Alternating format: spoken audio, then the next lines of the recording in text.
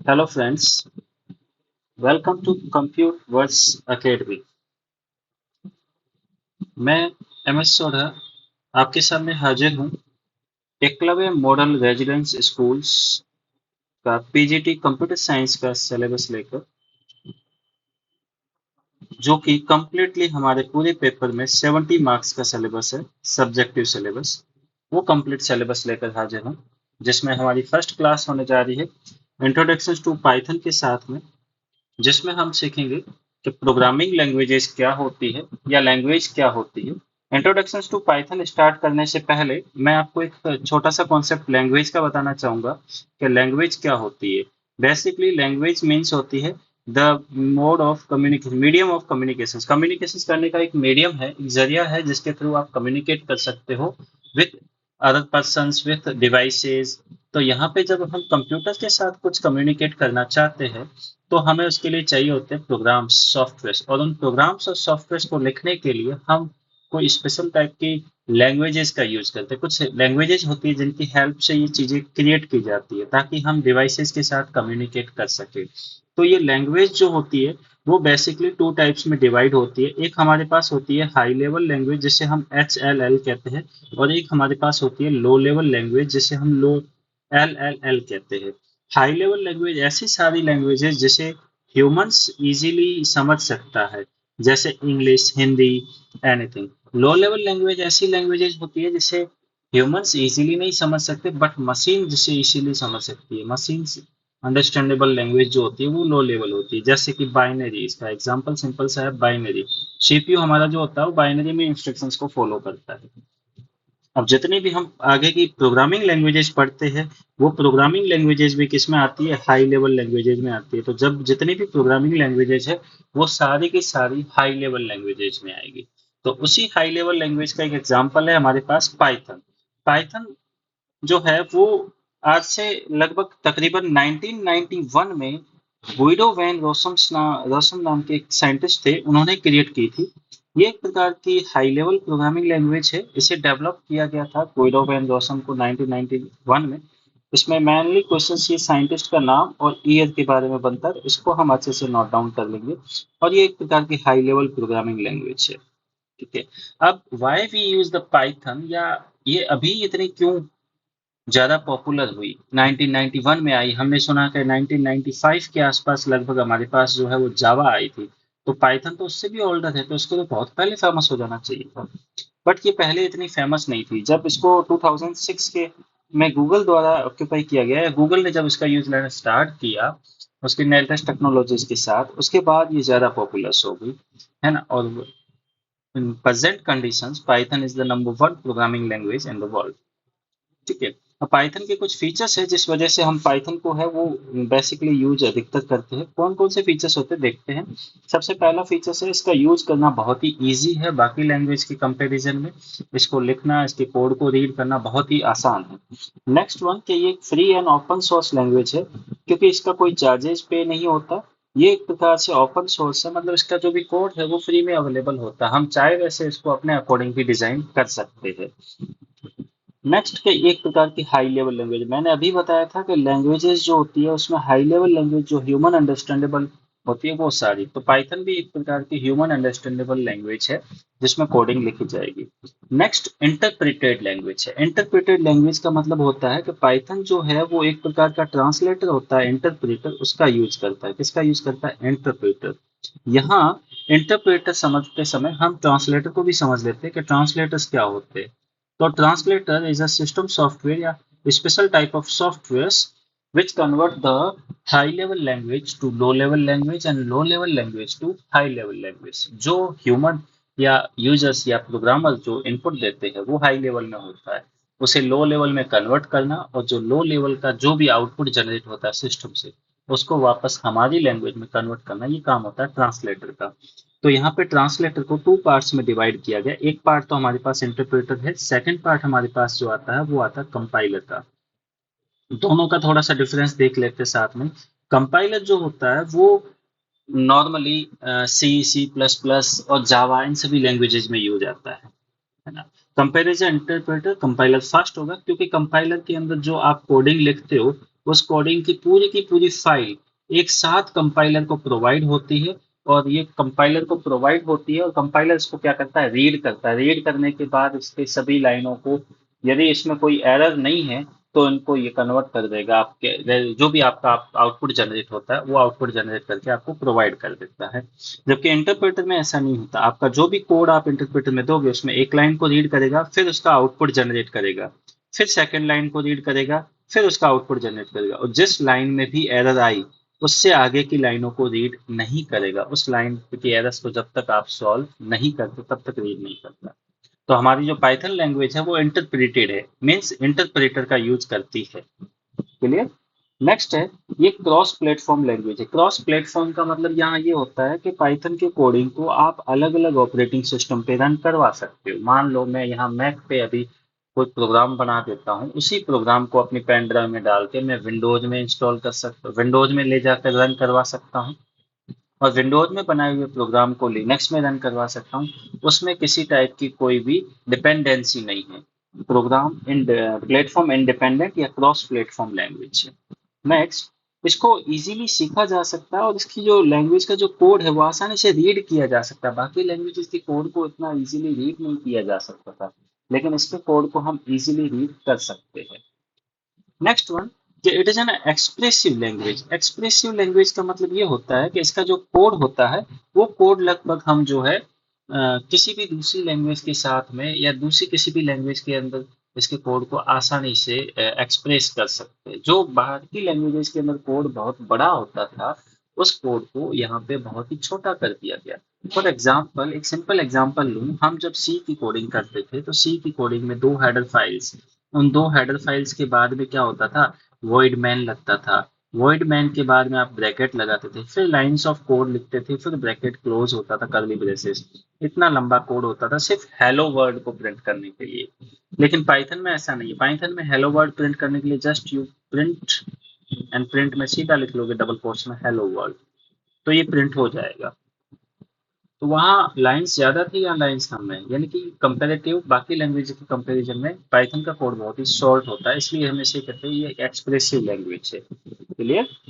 फिर नेक्स्ट, कि ये एक लार्ज स्टैंडर्ड लाइब्रेरीज को सपोर्ट करता है, कि इसके अंदर खूब सारी लाइब्रेरीज है। इस वजह से इसमें क्या है, ज्यादातर कोडिंग लिखनी नहीं पड़ती है, आप उस लाइब्रेरी की हेल्प से उन पर्टिकुलर फंक्शंस को कॉल करके अपना काम कर सकते हो। ये एक एक्सटेंसिबल एंड एम्बेडेबल लैंग्वेज है, कि इसके कोड को हम किसी दूसरी लैंग्वेज के साथ में इजीली एम्बेडेड कर सकते हैं, जोड़ सकते हैं, कनेक्ट कर सकते हैं, क्योंकि ये स्क्रिप्ट भी स्क्रिप्टिंग की स्क्रिप्ट लैंग्वेज की तरह भी काम करती है। इसकी किसी भी स्क्रिप्ट को लिख दो, आप HTML के साथ ऐड कर सकते हो, जावास्क्रिप्ट के साथ ऐड कर सकते हो, जावा के साथ ऐड कर सकते हो। ये एक डायनेमिक टाइप लैंग्वेज है। एक होता है स्टैटिक, एक होता है डायनेमिक। डायनेमिक टाइप की लैंग्वेज का मतलब ये होता है, अभी तक जितनी लैंग्वेजेस थी वो स्टैटिक टाइप की थी मैक्सिमम।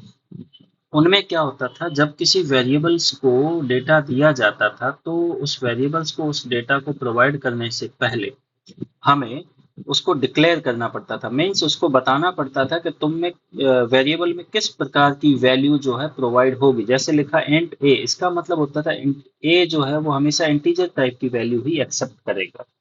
पाइथन में ऐसा नहीं है। पाइथन में जब भी उस वेरिएबल को कोई भी वैल्यू आप जब प्रोवाइड करोगे तो उसका टाइप वैसा हो जाएगा। जैसे ए में मैंने लिखा 30, तो ए का टाइप हो जाएगा इंटीजर। जैसे मैंने ए यहीं पे, यहीं बी में मैंने लिख दिया हेलो, तो हेलो लिखते ही आपको पता चल गया डबल कोट्स में लिखा है, इसका मतलब इस बी का टाइप ऑटोमेटिकली क्या हो जाएगा, स्ट्रिंग। तो पाइथन में जब भी वेरिएबल को वैल्यू प्रोवाइड होती है उसी समय उसके अंदर क्या आ जाता है, उसका जो है डेटा टाइप ऑटोमेटिकली डिफाइन हो जाता है। जैसी वैल्यू उसके अकॉर्डिंग डेटा टाइप आ जाता है। क्लियर? नेक्स्ट है हमारे पास कि एक लार्ज कम्युनिटी एंड GUI को सपोर्ट करती है, ग्राफिकल यूजर इंटरफेस को सपोर्ट करती है, और खूब बड़ी कम्युनिटीज है। और सबसे इम्पोर्टेंट कि पाइथन भी एक प्रकार की जावा की तरह ही ऑब्जेक्ट ओरिएंटेड प्रोग्रामिंग लैंग्वेज है। उस कॉन्सेप्ट को सपोर्ट करती है। इसमें भी क्लासेस और ऑब्जेक्ट क्रिएट होते हैं जो रियल लाइफ बेस्ड एप्लीकेशंस में बहुत ज़्यादा हेल्प करते हैं। These all are the features जिनकी वजह से पाइथन जो है वो सबसे ज़्यादा यूज में आती है। उसके लिए देन हम चलते हैं next. There are some applications of the Python जिनकी कि पाइथन के द्वारा हम क्या क्या काम कर सकते हैं। तो पाइथन के द्वारा हम जो है जीयूआई बेस्ड डेस्कटॉप एप्लीकेशंस को हम इजीली क्रिएट कर सकते हैं। डेस्कटॉप एप्लीकेशंस जो है जीयूआई बेस्ड वो क्रिएट कर सकते हैं। उसके लिए हमें पाइथन जो है टीके एंटर, पाईक्यूटी, पाईसाइड, केवे, इस टाइप की खूब सारी अलग अलग हमें क्या देता है, लाइब्रेरी, जिनकी हेल्प से हम जीयूआई बेस्ड एप्लीकेशंस बना सकते हैं। पाइथन से वेब डेवलपमेंट भी किया जा सकता है। Django, Pyramid, Bottle, Flask and web 2 PI, इसकी हेल्प से हम पाइथन के अंदर वेब डेवलपमेंट का काम भी इजीली कर सकते हैं। पाइथन के द्वारा हम scientific and numeric data science का काम और कुछ न्यूमेरिकल कंप्यूटिंग भी किया जा सकता है, लाइक स्काईपाई, पांडाज और नमपाई की हेल्प से कई सारे ऐसे काम भी किए जाते हैं जो डेटा एनालिसिस में या एनालिटिक्स में बहुत ज़्यादा हेल्प करते हैं। साथ ही पाइथन के द्वारा हम ऐसी एप्लीकेशंस भी क्रिएट कर सकते हैं जो सिस्टम एडमिनिस्ट्रेटर का काम करे। उसके लिए पाइथन हमें एनसिबल, सॉल्ट, ओपन स्टैक, इस टाइप की कुछ लाइब्रेरीज प्रोवाइड करता है। और पाइथन के द्वारा सॉफ्टवेयर डेवलपमेंट होता ही है, जिसमें build, bot, track and round आप ये कुछ एप्लीकेशंस प्रोवाइड। पाइथन जो करंट हमारे पास अभी की जितनी टेक्नोलॉजी है, आर्टिफिशियल इंटेलिजेंस या इमेज रिकॉग्निशन सिस्टम, उसमें भी यूज आती है। उसके लिए पाइथन ओपन सीवी और फ्लो नाम की लाइब्रेरीज आपको प्रोवाइड करता है। इसके साथ ही पाइथन का यूज कुछ ऐसी बोट्स या चैटबॉट्स क्रिएट करने के लिए किया जाता है जो वॉइस असिस्टेंट के साथ काम करती है। उसके लिए पाइथन जो है टेक्स्ट प्रोसेसिंग के लिए एनएलपी नाम का नेचुरल लैंग्वेज प्रोसेसिंग करके एक हमें जो है लाइब्रेरी अवेलेबल करवाता है। These all are the applications of the Python, जिनकी पाइथन की हेल्प से ये सारी एप्लीकेशंस को क्रिएट किया जा सकता है बहुत ही इजीली। कुछ एप्लीकेशंस हमें याद रखनी पड़ेगी, जैसे टीके इंटर है, इसमें हमें डिजांगो है, स्काईपाई, पांडाज एंड नमपाई है, ये हमारे सिलेबस में भी है। तो इनको बड़े अच्छे से हमें क्लियर भी करना पड़ेगा, इनको याद भी रखना पड़ेगा क्या काम आती है नमपाई और पांडाज। तो साइंटिफिक एंड न्यूमेरिक कंप्यूटिंग में वर्क आती है। The next is working with Python. Python के साथ कैसे काम करोगे, तो पाइथन जब आप पढ़ ही रहे हैं हम लोग, तो थ्योरेटिकल के साथ हमें ये भी पता होना चाहिए पाइथन को स्टार्ट कैसे करना है, पाइथन में काम कैसे करना है। तो पाइथन यूज करता है इंटरप्रेटर का प्रोग्राम को एग्जीक्यूट करने के लिए। और जो पाइथन का इंटरप्रेटर होता है उसे हम लोग पाइथन सेल कहते हैं। पाइथन का जो इंटरप्रेटर होता है उसे हम क्या कहते हैं, पाइथन सेल। इस पॉइंट को नोट आउट कर देना। और पाइथन का जो ये सेल होता है, इस पाइथन के सेल में एक सिंबल शो होता है ना, ट्रिपल टाइम ग्रेटर देन। जैसे आप लोग लगभग ये कह सकते हैं कि ये लेफ्ट शिफ्ट है, राइट शिफ्ट है। तो इस तरह के इस ऑपरेटर को हम लोग कहते हैं पाइथन में पाइथन प्रॉम्प्ट। इसके आगे जो कुछ लिखा जाएगा वो पाइथन के लिए कमांड होगा, उसको पाइथन उसी समय रन कर देगा। प्रॉम्प्ट इंडिकेट करता है interpreter is ready for the receive instructions. ये इंडिकेट करेगा कि interpreter is ready for the instructions, इसको कोडिंग दो, ये आउटपुट आपको जनरेट करके देगा। For start Python insist on, हम लोग सबसे पहले सर्च बॉक्स पे क्लिक करके आईडीएलई पे क्लिक करेंगे। आईडीएलई का फुल फॉर्म याद रखना, इस पॉइंट को बड़े अच्छे से गौर से देखना। Integrated development and learning environment, full form of IDLE, integrated development and learning environment, जो कि पाइथन का एक जीयूआई आईडीई है। GUI mean graphical user interface and IDE means integrated development environment. Python की स्क्रिप्ट को लिखने के लिए है, देखो, इंटीग्रेटेड डेवलपमेंट एनवायरनमेंट, आईडीई होता है पाइथन का। ठीक, क्लियर।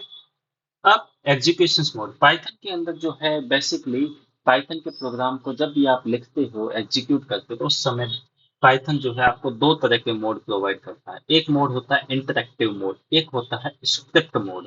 पहला देखते हैं इंटरैक्टिव मोड।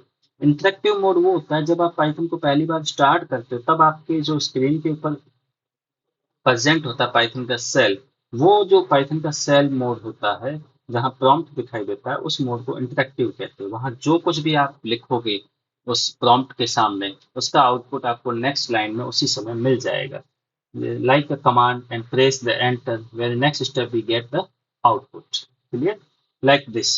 ये जो स्क्रीन आपके सामने शो हो रही है, इस स्क्रीन में देखो, जैसे मैंने यहाँ इस प्रॉम्प्ट के सामने लिखा print hello, then next line में हिट करते मुझे आउटपुट में क्या मिल गया, हेलो मिल गया। अब यहाँ देख सकते हो पाइथन का ये ऊपर आईडीएलई है और ये इसका वर्जन है। ठीक? अब हमें क्या करना है, इंटरेक्टिव मोड में बेसिकली सिर्फ कोडिंग 1 लाइन 2 लाइन या 3 लाइन्स पे लिखी जाती है, आउटपुट उसी समय जनरेट होता है, कोड सेव नहीं होता। हम चाहते हैं कोड सेव भी हो, नेक्स्ट टाइम हमें यूज लेना हो तो यूज भी हो, तो उसके लिए हम यूज लेंगे नेक्स्ट पाइथन का मोड, जिसे हम कहते हैं स्क्रिप्ट मोड। स्क्रिप्ट मोड वो मोड होता है जिसमें पाइथन की कोडिंग को क्या किया जाए, राइट डाउन किया जाएगा। मल्टीपल लाइंस ऑफ कोड लिखने के लिए हम जिस एक स्क्रीन का यूज करते हैं वो स्क्रिप्ट मोड होता है, जहां कंप्लीट स्क्रिप्ट लिखी जाएगी। ठीक है, Python program can be written in a file and the file can be saved and execute using the command prompt. File को सेव किया जाएगा, उसको कमांड प्रॉम्प्ट की हेल्प से या आईडीएल की हेल्प से रन किया जाएगा या एग्जीक्यूट किया जाएगा आउटपुट के लिए। स्टार्ट कैसे करना है? जब आप पाइथन को स्टार्ट करते हो तो आपके सामने इंटरेक्टिव मोड आता है। इंटरेक्टिव मोड पे आपको कंट्रोल एंड प्रेस करना है या फिर आपको फाइल मेन्यू में जाकर क्लिक न्यू ऑप्शंस पे क्लिक करना है। फाइल मेन्यू में जाकर क्लिक न्यू ऑप्शंस पे क्लिक करना है या कंट्रोल के साथ एंड प्रेस करना है, तो स्क्रिप्ट मोड ओपन हो जाएगा। स्क्रिप्ट मोड में आपको फाइल को सेव करने के लिए कंट्रोल के साथ एस को प्रेस करना होगा और फाइल को एग्जीक्यूट करने के लिए आपको F5 प्रेस करना होगा। ये जितने शॉर्टकट्स है इनको बड़े अच्छे से याद कर लेना। F5, control S, control N. ये हमारा स्क्रिप्ट मोड होता है कुछ इस टाइप का, जिसमें अनटाइटल लिखा है क्योंकि फाइल का नाम हमने सेव नहीं किया है। और यहाँ आप कोडिंग आप कितनी भी लिख सकते हो, मैंने अभी सिर्फ एक लाइन को एग्जाम्पल के पेज पे दिखा रखा है आपको। जैसे आप लिख लोगे उसके बाद आप F5 प्रेस करोगे, सबसे पहले सेव का बॉक्स आएगा, सेव करनी पड़ेगी, उसके बाद फाइल क्या होगी, एग्जीक्यूट होगी। देखो इसमें एग्जीक्यूट करना। अब मैं आपको कुछ प्रैक्टिकली जो भी स्क्रीनशॉट्स देके कैसे ओपन करना वो दिखा रहा हूँ। हम स्टार्ट बटन पे क्लिक कर रहे हैं, उसमें हम सर्च में जाके क्या लिख रहे हैं, आईडीएल। तो आप देख सकते हो यहाँ पे इस तरह का वर्जन हमारे सामने शो हो जाएगा। इस पे हम डबल क्लिक करेंगे या एंटर हिट करेंगे और एंटर हिट करते ही हमारे सामने ये स्क्रीन आ जाएगी। इस स्क्रीन को कहा जाता है क्या, इंटरेक्टिव मोड। क्या कहा जाएगा, इंटरेक्टिव मोड। इस इंटरेक्टिव मोड में ये जो है इसको हम क्या कहते हैं, इसको हम कहते हैं प्रॉम्प्ट। क्या कहते हैं, प्रॉम्प्ट, जो कि हम पिछली स्लाइड में देख चुके। प्रॉम्प्ट के सामने जो लिखोगे वो एज ए कमांड होता है। तो यहाँ आप कुछ भी एडिशन, सब्ट्रैक्शन, कुछ भी डायरेक्टली लिख सकते हो। इसके बाद हम बात करें कि इसमें से नई फाइल को कैसे ओपन करना है, तो आप यहाँ क्लिक करोगे फाइल मेन्यू में। इसमें आप कहाँ जाओगे, न्यू पे, जो मैंने बताया आपको शॉर्टकट दे रखा है कंट्रोल प्लस एन, जिसके द्वारा आप स्क्रिप्ट मोड में जा सकते हो। और स्क्रिप्ट मोड के अंदर जाने के बाद हम देखते हैं कि यहाँ पे हमारे पास क्या आ जाती है, स्क्रिप्ट मोड। अब इस स्क्रिप्ट मोड के अंदर हम चाहें तो इसमें अपना जो भी कोड है वो पूरा कोड लिख सकते हैं। यहाँ मैंने कुछ वेरिएबल्स ले लिए, उसमें डेटा स्टोर किया और एडिशन का एक प्रोग्राम बना दिया। अब इस प्रोग्राम को सेव करने के लिए हम क्या करेंगे, हम या तो फाइल मेन्यू में जाके सेव पे क्लिक करेंगे या रन मॉड्यूल में जाके F5 दबा देंगे। F5 दबाते ही हमारी स्क्रीन के सामने क्या पूछेगा, इसको सेव करने का प्रॉम्प्ट। सेव एज, हम अपनी लोकेशंस को यहाँ से सेट कर सकते हैं और लोकेशन सेट करने के बाद फाइल का नाम दोगे।